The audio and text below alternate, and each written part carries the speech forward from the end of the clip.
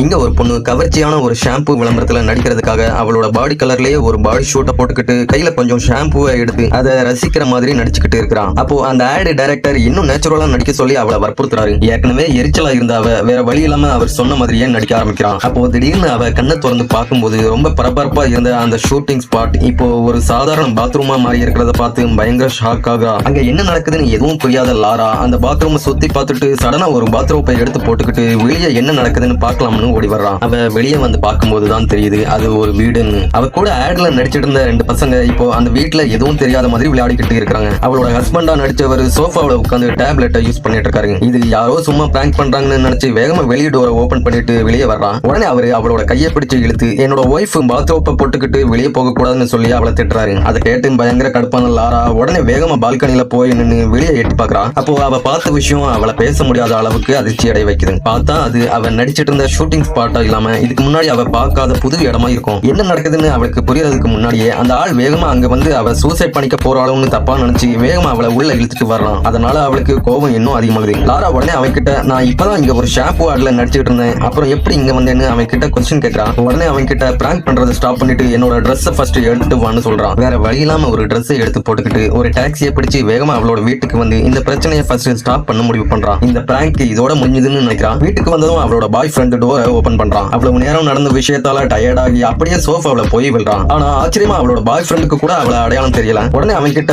இன்னும் இந்த பிராங்க் முடியலையான்னு கேட்கான். அப்போ திடீர்னு இன்னொரு பொண்ணு உள்ள இருந்து வர்றான். அப்பதான் அவளோட பாய் ஃப்ரெண்ட் இன்னொரு பொண்ணை மேரேஜ் பண்ணிக்கிட்டாங்கிற விஷயம் அவளுக்கு தெரிய வருது. உடனே பயங்கர குழப்பத்துல அங்க இருந்து அமைதியா வெளியே வந்துடுறான். அடுத்ததா ஒரு டாக்ஸியை பிடிச்சு நேரா பாருக்கு போக சொல்றான். எல்லாத்தையும் மறந்து கொஞ்ச நேரம் நிம்மதியா சரக்கு அடிக்க முடிவு பண்றான். ஆனா எதிர்ச்சியா பார்ல அவளோட ஃப்ரெண்ட்ஸை மீட் பண்றான். உடனே அவங்க கிட்ட நடந்ததையெல்லாம் சொல்லி புலம்ப ஆரம்பிக்கிறான். ஆனா அவங்க எல்லாரும் அவளை ஒரு பைத்தியத்தை பாக்குற மாதிரி பாக்குறாங்க. அவங்களுக்கும் அவ யாருன்னே அடையாளம் தெரியல. அவளோட க்ளோஸ் ஃப்ரெண்ட்ஸுக்கு கூட அவளை இப்போ அடையாளம் தெரியாததால பயங்கர கன்ஃபியூஸ் ஆகி கடைசியில் அந்த பாரை விட்டு வெளியே போறான்.